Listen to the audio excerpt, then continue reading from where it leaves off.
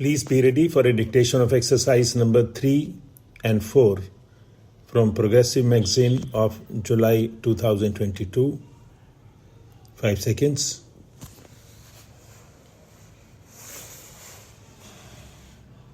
Start. Sir, I would submit that the partnership firms, proprietary firms, private limited companies are nothing but glorified partnerships, and the Act should be amended in such a manner that the small private companies are kept outside the purview of this department. Only then the government department can concentrate on the really larger violations where companies have started doing badly, but the balance sheet does not reflect that, with the result that more people start putting deposits and face difficulties later. There are investment companies about which the people do not know, and they do not know whether they have the approval of the Reserve Bank of India or not, and by the time the government machinery acts, a large number of people find themselves duped by these companies, and these companies cannot be stopped unless the company law department is vigilant. But I submit that the company law department cannot be vigilant in the present system, because the present system is conducive to the harassment of the small man, and I find nothing in this amending bill which either disciplines these companies or stops the harassment of the small men or encourages the medium entrepreneur.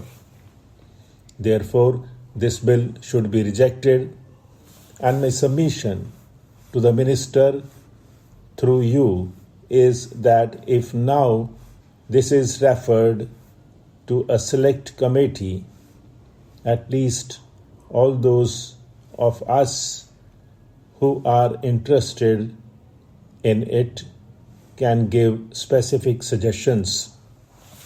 The objective is quite clear. The government wants to rationalize the whole thing. The government wants to make the Companies Act effective, and the social objectives of the government are shaped by all of us, and there is no dispute about it. But look at the provision regarding abridging the balance sheet, giving less information to the shareholders on the accounts. Why should the annual report contain, according to this bill, information on conservation of energy and technology observation? Are small investors interested in these subjects at all now? Will he even understand it? It is highly technical. I'm sorry, I have been in business for a long time, and technology absorption is something which I have not been able to absorb at all. With this kind of contradiction, I think this bill is a typically bureaucratic bill which only encourages more paperwork. It is good for the bureaucracy and the government. Sir, the 4 specific things where I would like to draw the attention of the minister, or it has been provided in this bill that private limited companies who accept fixed deposits will not be deemed to be public companies. Now I see an amendment has come that this will not apply to companies getting deposits from relatives. But I venture to say that there are small family companies which can raise deposits from their own funds and associates. Why should they become public companies? They are not getting money from the public in the wider sense.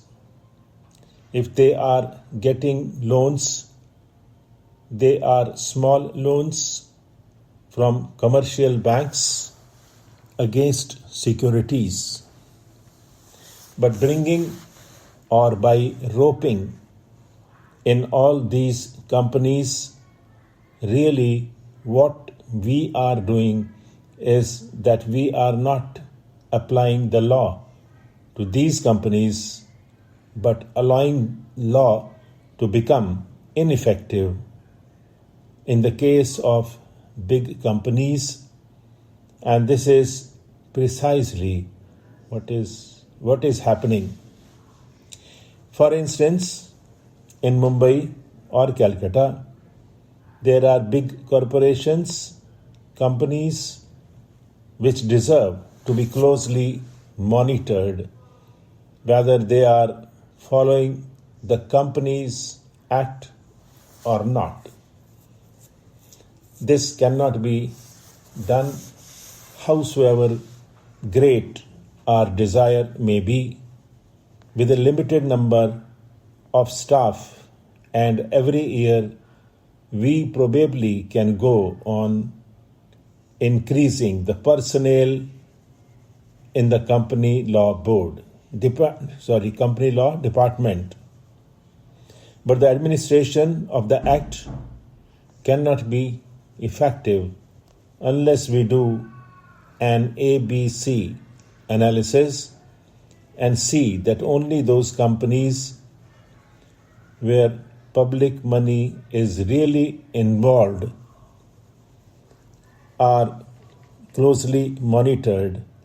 And there I say I am totally against this whole concept where we go on providing penalties for infringement.